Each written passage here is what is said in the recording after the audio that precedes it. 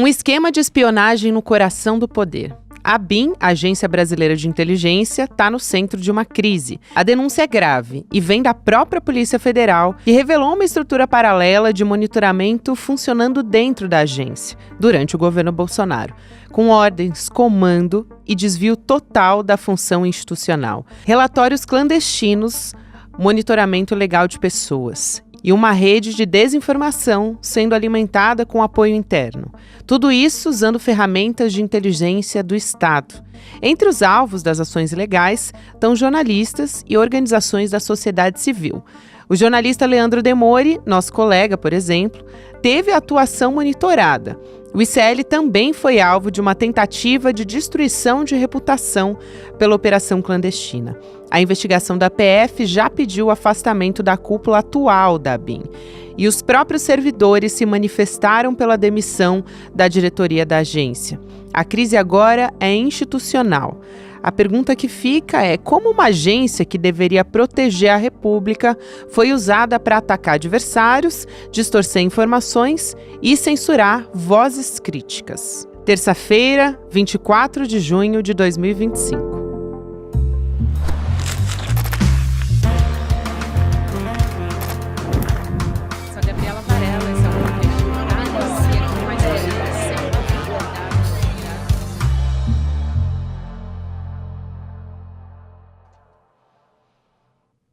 Olá, seja muito bem-vindo, seja muito bem-vinda. Eu sou a Gabriela Varela, esse é o Videocast em Detalhes, que está começando. Aqui você já sabe, sempre com um convidado, uma convidada. A gente vai analisar uma notícia importante do momento. A gente vai conversar sobre a ABIN paralela com a Juliana Dalpiva, nossa Ju, aqui do ICL Notícias. Ela que está a postos para contar todos os detalhes, todos os bastidores, o que vem daqui para frente, aliás, agora com a PGR e o STF também. Ju, bom falar com você mais uma vez, seja muito bem-vinda.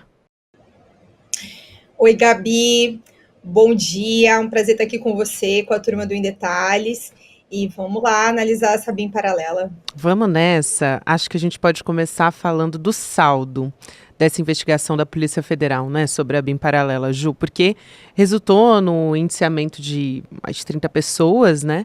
Eu queria saber o que você destaca de mais importante dessa história toda, porque tem um custo de 27 milhões de reais aos cofres públicos, tem um custo político, né? Quer dizer, você usar uma estrutura, um aparato para proteger a família de um ex-presidente, isso é gravíssimo, enfim. E a gente descobriu, mais recentemente, que queriam usar também para interferir, para virar as eleições de 2022. Então, quais são os destaques que você traz como os principais, concluindo essa investigação? Eu acho que o primeiro ponto que a gente, até para olhar para a história toda e não perder de vista, é compreender o seguinte, a gente só sabe da existência da ABIN paralela pelo trabalho da imprensa. A imprensa brasileira, em diferentes veículos e repórteres, vem apontando que a Agência Brasileira de Inteligência estava sendo usada de modo ilegal a serviço de Jair Bolsonaro, não é mais a serviço do Estado brasileiro, e isso vinha acontecendo desde 2019. O que o relatório aponta isso, a existência de uma organização criminosa que foi criada lá dentro do Palácio do Planalto, gestada com o filho do presidente da República na época, né, com o Carlos Bolsonaro, para benefício de Jair Bolsonaro. E aí, por isso, Ramagem vai para lá. Essas primeiras informações sobre isso já vêm até por denúncia do Bibiano, naquela época, do próprio Santos Cruz, que já apontava também a existência desse problema de alguma maneira, sem se aprofundar. E vou frisar aqui, Gabi, a Procuradoria-Geral da República não fez absolutamente nada na gestão Augusto Aras, mesmo com essas até menções públicas dessa situação por parte do Bibiano e do Santos Cruz naquela época. Mas as informações que começaram a pipocar aqui e ali sobre o gabinete do ódio, os assessores do gabinete do ódio, que difamavam quem quer que fosse que interessasse ao governo Bolsonaro, tanto os aliados quanto os adversários e magistrados. Então, acho que esse primeiro momento, que é comprovar a existência e a extensão da organização criminosa é extremamente importante. E como o trabalho da imprensa é fundamental. E aqui também aí reconhecer que a gente tinha essa noção das coisas, mas a gente não sabia do uso do software First Mile.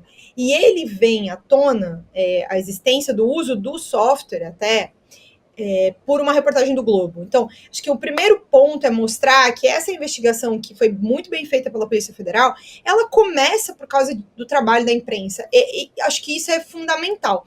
E também pela ausência do trabalho da Procuradoria-Geral da República na gestão Augusto Aras. Importantíssimas essas observações todas que você traz, e aí tem o segundo passo, vamos dizer assim, né? Olhando para frente, esse relatório da PF ele foi entregue para o Supremo Tribunal Federal, para a PGR, que agora vai determinar as próximas ações. Enfim, qual que é a expectativa a partir de agora? Tem um ponto importante dessa história, que é o Jair Bolsonaro, porque foi muito discutido ali, tem um meandro que é jurídico, na verdade, do porquê não ter um indiciamento formal do Jair Bolsonaro. Então, eu acho que nessa parte vale a pena explicar as duas coisas, né? É importante, até porque as pessoas precisam entender qual é a confusão que se deu aí, até porque fizeram um estardalhaço na imprensa sem necessidade desse detalhe que, enfim, nesse ponto da investigação, na conclusão da investigação, relatório final de inquérito, o importante, Gabi, é apresentar todos os fatos encontrados, todos os crimes encontrados, porque quem vai oferecer denúncia é a Procuradoria-Geral da República. O indiciamento formal não se deu, para as pessoas compreenderem, porque Jair Bolsonaro já é réu, não é nem indiciado, tá? É réu, no processo da tentativa de golpe de Estado por organização criminosa. Ele também já responde por esse crime lá. Então, é preciso que a PGR e o Supremo façam uma sinalização para a PF, no sentido de que essas organizações são diferentes e atuam em separado, porque ele não pode responder pelo mesmo crime se for a mesma organização. Então, assim, é uma questão técnica, formal, importante para a questão processual. Em nenhum momento está se isentando o Bolsonaro de nada. Não estão dizendo, não tem crime nenhum, não tem problema nenhum, Bolsonaro não tem nada a ver com isso, foram os outros. Ao longo do relatório, ele consta como parte do núcleo político, que é um dos núcleos dessa organização criminosa que atuou fazendo espionagem ilegal dentro da ABIN. Então, eu até assim acho que é importante que as pessoas entendam, mas é importante que elas também não se preocupem tanto com a questão do indiciamento, porque o indiciamento é para a Procuradoria-Geral como um indicativo de crime. O que vai contar mesmo é a hora que a PGR formalizar a denúncia. Quem vai ser denunciado? Porque a lista de indiciados, do ponto de vista legal, não muda para quem é indiciado, para quem não é indiciado, essa questão, né? A pessoa não responde processo por ser indiciada. É preciso que ocorra a denúncia. E a denúncia pode acontecer, pelo entendimento da PGR, tanto da lista dos 37, quanto 40, 50, outras pessoas que eventualmente a PF não tenha indiciado, por não ter encontrado os elementos suficientes, ou então a PGR também pode diminuir essa lista e fazer uma denúncia com menos pessoas, que foi o que aconteceu no caso do golpe, por exemplo. A PF indiciou, se não me engano, 40 pessoas. E hoje a gente tem 34, se não me engano, respondendo o processo por tentativa de golpe de Estado. Então, inclusive, tem 2 que a denúncia não foi recebida. Então, assim, a gente precisa olhar para a questão do indiciamento com calma. Não significa nada, né? Assim, o fato dele não estar lá na lista formal. Os crimes que Bolsonaro cometeu estão apontados ao longo do relatório de mais de 1.000 páginas da Polícia Federal. E aí a gente tem os Bolsonaro, quando a gente olha para toda a estrutura da família diretamente implicada. Quer dizer, o Jair, ele era o principal beneficiário dessa história toda, porque ele estava querendo proteger a família. Agora, o Carlos, quando a gente olha para os filhos, ele é o que está mais implicado, né? Foi um dos principais nomes que apareceu nessa lista de indiciados da Polícia Federal. Seria o idealizador, né, dessa estrutura de inteligência paralela, tá ali atuando, aliás, nem atuando, né? Arquitetando uma milícia digital. E o Flávio Bolsonaro e o Jair Renan também aparecem, só que de maneiras diferentes, né? O Jair Renan seria quase um monitoramento preventivo e o Flávio tentando atuar para protegê-lo de uma investigação. Eu queria que você detalhasse um pouco também qual é o papel de cada um dos Bolsonaro nessa história, Ju. Gabi, não ia ter a BIM paralela se não tivesse governo de Jair Bolsonaro. Eles entram né, na presidência da República, eu estou falando eles, porque independente do Bolsonaro ter sido eleito presidente e os filhos sequer terem qualquer coisa a ver com a presidência em si, a família tomou posse junto, né? Então, o que você vê? Essa estrutura da BIM paralela, ela é criada para espionar adversários, criar informações falsas, narrativas, difamações contra os adversários no primeiro momento, ou seja, qualquer pessoa que não tivesse junto com eles, mas também podia, e aí Supremo, enfim, jornalistas, mas também fustigava aliados que estivessem, vamos dizer assim, criando asas. Vou citar aqui o nome de um dos indiciados, que é o José Matheus Salles Gomes, até está errado o sobrenome dele em um lugar do relatório, é José Matheus Salles Gomes, o apelido dele é Zoeiro. O José Matheus, o Zoeiro, foi localizado pelo Carlos Bolsonaro ainda em 2013 para 2014, para vir trabalhar com o Carlos Bolsonaro na Câmara de Vereadores do Rio de Janeiro. Ele foi trazido do Ceará para cá, porque ele tinha uma página no Facebook que era muito grande e fazia essa coisa desses memes agressivos e violentos. E aí ele traz o Zoeiro para ser funcionário de gabinete, e é com ele que eles gestam ali vários dos ataques. Depois, mais tarde, vão ser cooptados outros assessores para o mesmo tipo de serviço, e aí se monta esse grupinho que depois ficou sendo chamado de Gabinete do Ódio. Todos eles vão com o Bolsonaro para a presidência da República, viram assessores especiais do Bolsonaro. E aí eles vão atuar em coordenação com essa gente que é colocada lá na ABIN, esses policiais federais levados pelo Ramagem, junto com o Ramagem, para a ABIN. E aí cria-se narrativas dentro da ABIN, passam para esses assessores e aí vai andando, né? Isso tudo vai andando rede adentro para atacar qualquer um. Esse é um dos braços, né? Ou seja, criar suas próprias histórias para poder atacar as pessoas.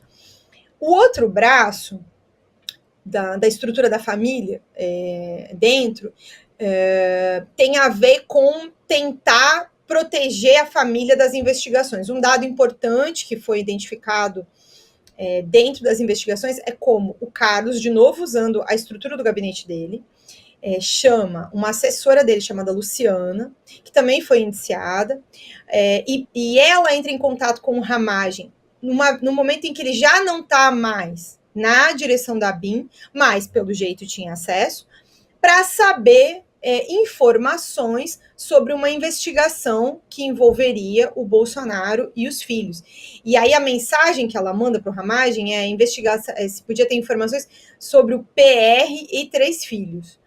PR é uma sigla para fazer uma referência a presidente. Todo mundo sabe disso. Já vimos várias vezes mensagens se referindo ao Bolsonaro desse jeito, PR, ou seja, presidente.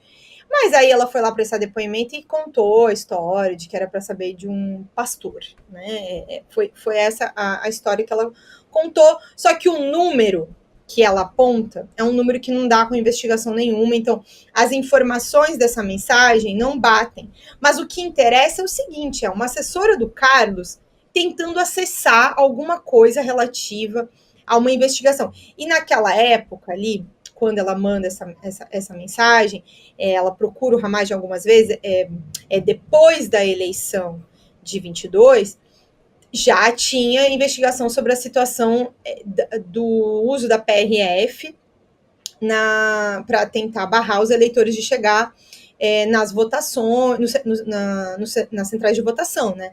Então, já estava rolando essa investigação e vários dados levam a crer que o que ela queria saber era em relação a essa investigação. Me chamou a atenção, assim, não acho que o Carlos estava mais preparado para a ideia de ser investigado, então não se encontraram muitos dados, os computadores dele, na busca e apreensão da casa dele, até esse momento a gente não tem maiores detalhes sobre o envolvimento. Aparentemente ele estava mais protegido para a ideia de uma busca e apreensão, até porque o próprio Bolsonaro veio falando que acorda com essa tensão de sempre ser acordado pela Polícia Federal. Mas esse é um pedaço. E aí, também, como já está amplamente comprovado, a ABIN foi usada para tentar criar uma situação para anular a investigação sobre lavagem de dinheiro, peculato, no gabinete do Flávio na época da Alerj, quando o Flávio estava respondendo essa investigação aqui no Rio de Janeiro. Então, tem aquela reunião com as duas advogadas, o Ramagem é chamado o Heleno também. E além desse episódio, tem o episódio do Jair Renan. O Jair Renan foi investigado por tráfico de influência e, em determinado momento, a ABIN é acionada para investigar o sócio dele, onde é que estava um carro que ele tinha ganhado nesse processo de influência lá de umas empresas.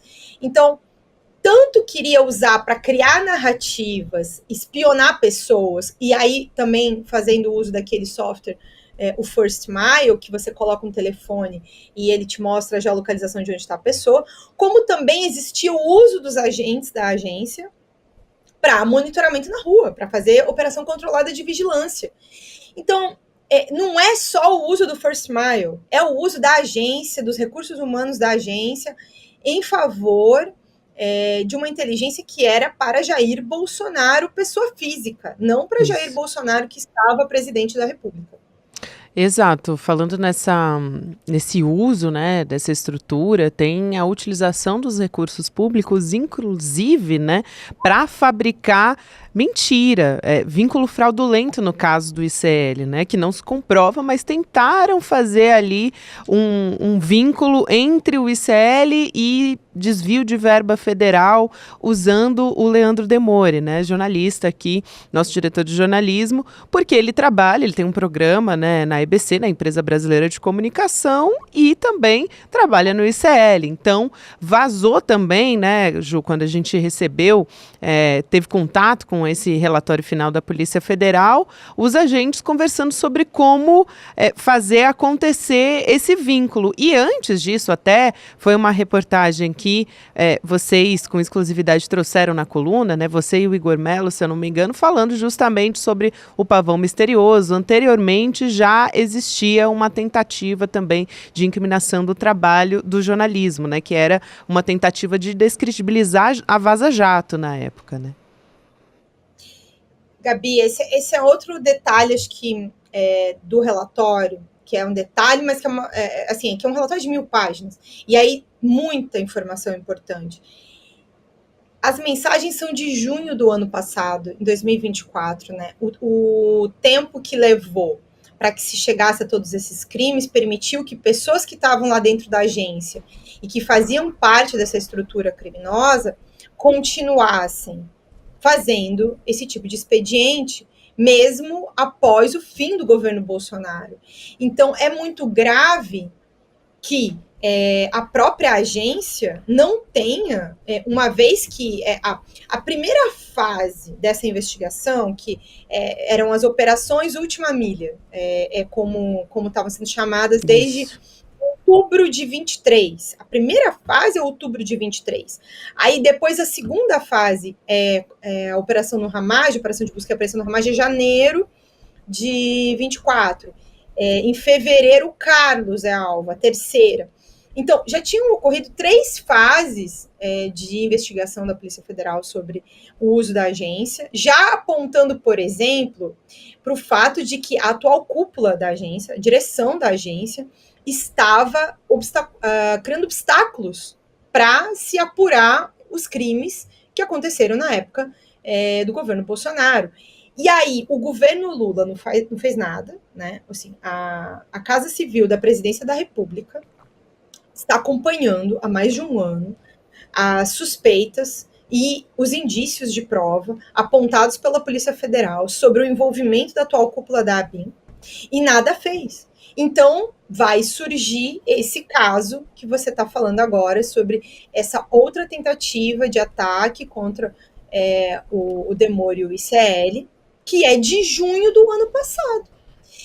E já faz uma semana que o relatório está entregue para o Supremo, e que a gente vem noticiando já há 7 dias, pelo menos, e o governo Lula está em silêncio sobre o fato de que o diretor, chefe de gabinete, corregedor, os antigos funcionários dessas funções estão indiciados, e nada foi feito no sentido de vamos fazer uma mudança, enfim, alguma atitude.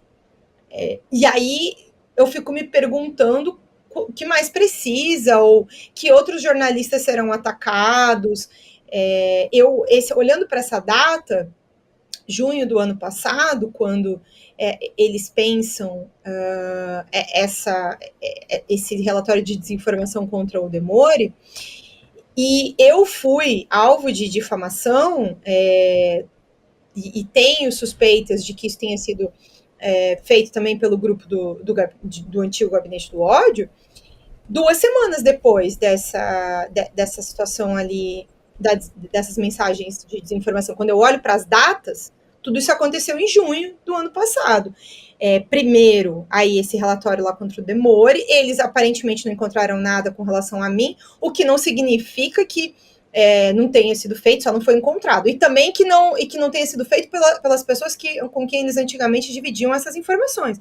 Então, que outros jornalistas, que outros magistrados vão ter que ser atacados para que se faça uma bela de uma faxina lá dentro da ABIN?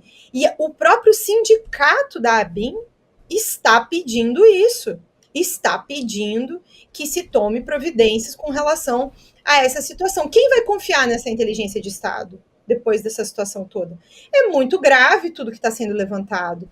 Então, e o expediente, eu citei a situação do que aconteceu comigo, porque o expediente de forjar mensagens, que foi o que aconteceu com o Demore antes, eles compraram chips e forjaram conversas dentro de um celular, e aí printaram e botaram na internet. O que fizeram comigo foi, de certa maneira, semelhante. Eles também forjaram conversas e botaram na internet. E quem forjou isso foi o Alan dos Santos, no meu caso, que é uma pessoa próxima a todos esses integrantes do tal antigo Gabinete do Ódio. É muito grave tudo isso, né? Também surgiu um nome novo, monitorado, que não tinha vindo antes, que é da Alice Maciel, da Agência Pública, que também é uma outra grande repórter que investiga desinformação. Então, eu não sei exatamente o que o governo Lula está esperando, sabe? Talvez que o próprio presidente da República seja alvo de algum tipo de, não sei, tentativa de criação também, de narrativa, por parte do corpo técnico da própria agência de inteligência, que agora está sendo dirigida pelo ministro Rui Costa. Então, é tudo muito grave e falta uma ação concreta para sanear tudo isso. Assim. Não sei como é que o Brasil vai enfrentar qualquer tipo de problema, e a gente está em vias de, vendo uma guerra acontecer já no Oriente Médio de novo, e a gente não tem inteligência de Estado para analisar. A gente não tem uma inteligência de Estado que esteja voltada para o Estado brasileiro. Ela está voltada ainda para a guerra interna e psicológica que foi criada por Jair Bolsonaro. Ju, é muito importante você ter falado sobre isso, né? Sobre essa tentativa, vamos dizer assim, de embaraçar as investigações que levaram ao indiciamento do diretor da ABIN, né? Que é o Luiz Fernando. Então, os servidores lá da ABIN, eles estão se articulando enquanto a gente está conversando. Isso pode mudar, porque a gente está conversando na segunda-feira à tarde, mas é importante dizer que eles estão se articulando, inclusive na justiça, para pedir o afastamento do diretor-geral. Ele foi indiciado pela Polícia Federal na história. A Ju explicou todos os meandros políticos, mas é absolutamente importante trazer o nome, né, do chefe da agência, Luiz Fernando Correia, e também fazer essa observação, porque todo esse bastidor que aconteceu ali, né, e que também houve crítica de está demorando para essa investigação ser concluída. O próprio diretor da Polícia Federal disse, olha, vão ter detalhes ali muito importantes, né? Ele usou até um termo específico que eu peguei aqui, ele falou sobre ela seria uma investigação bastante consistente, então o resultado é o que a gente está vendo agora, né? Só para fechar aqui. Exatamente, e uma coisa que me bate desde a semana passada é que, por um lado, a Polícia Federal é responsável pela outra investigação que virou o processo criminal contra o Jair Bolsonaro e os demais, em função de uma tentativa de golpe de Estado. Como é que o governo Lula respalda sua direção da Polícia Federal para apurar a tentativa de golpe de Estado, mas não respalda a sua Polícia Federal para apurar os problemas da Agência Brasileira de Inteligência, que, em certa medida, colaboraram também para a própria tentativa de golpe de Estado. Então, não dá para brigar com os fatos, né? Os fatos são o que eles são, independente de quem fique mal na foto, mal indiciado, apontado por crimes. Eu não consigo compreender a dificuldade de tomar uma atitude com relação a... Porque não é só o fato deles estar... O simples indiciamento não diria nada, mas o que está no relatório é muito grave. Tem a antiga corregedora da ABIN apontando toda a pressão que ela sofreu para não investigar tudo isso. E se não tivesse sido levantado todos esses crimes e todos esses fatos, até o que foi encontrado que subsidia a investigação de tentativa de golpe de Estado, o monitoramento do ministro Alexandre de Moraes e tudo mais, nem isso estaria lá no outro processo. Ainda tem a cúpula envolvida nessa história, segundo a Polícia Federal. É bastante importante, é bastante grave. Obrigada demais. A gente conversa na próxima, com certeza. Em breve a gente ainda vai ter muito para conversar. Valeu, querida. Obrigada a você pelo espaço de sempre. Com certeza, assim que tiver novidade, eu trago por aqui. Beleza, corre para cá. Beijo grande, Ju. Até mais. A gente vai ter dia 29 de junho, 8 horas da noite. Recado importante para você anotar aí na sua agenda. O Investir é para Todos. Então, para você fazer sua inscrição na nossa aula aberta, que vai acontecer num domingo. A gente vai estar ao vivo aqui com o nosso Eduardo Moreira para tirar todas as dúvidas simples e práticas de como você pode começar a investir com segurança, começando do zero. Quer dizer, se você não sabe, não tem a menor ideia, é absolutamente para você essa aula, para você que já tem uma noção também, porque ele vai tirar dúvidas ali. E também quem se inscrever agora vai ganhar um e-book totalmente grátis. Olha só, para você já ir começando a estudar. Então se inscreve em detalhesicl.com.br, garante a sua vaga e ainda resgata o seu e-book de forma gratuita. Agora a gente vai ter o Mercado Investimentos, na sequência tem o Rolê ICL e eu te convido para ouvir o Em Detalhes também nas plataformas de áudio, todos os dias de segunda a sexta-feira. Até amanhã. Você já viu, né? Falar de investimentos parece que é sempre algo muito complicado, mas é de propósito, porque se você entender, você começa a questionar essas aplicações e principalmente começa a escolher você mesmo o que é melhor para o seu dinheiro. É por isso que o Eduardo Moreira, que veio do mercado financeiro, conhece tudo dessa área, vai dar uma aula online gratuita para ensinar para você. Investir é para todos. Vai ser no domingo, dia 29 de junho, a partir das 8 da noite. Ele vai ensinar como é que esse mercado funciona, Esse é o tipo de conhecimento que te liberta de riscos. E é de graça, o que é melhor, no tanto que você pode aprender. Aula online, gratuita, e você não pode perder. Olá, olá, olê, olê, olê, olá. Eu sou o Lindener Pareto, historiador, e tenho um convite especial para vocês para acompanharem o Provocação Histórica aqui nos canais do Instituto Conhecimento Liberta. Toda quarta-feira, às 7h, logo após o ICL Notícias segunda edição, convidados e convidadas que ajudam a gente a pensar o passado, a criticar o presente e a projetar alternativas de futuro para um Brasil diferente, para um mundo diferente. E se no cotidiano dificílimo do trabalho você perdeu o episódio inédito, não se preocupe, você pode assistir também toda quinta-feira a reprise, logo após o Rolê ICL, ao 12h30. Venha para o Provocação Histórica.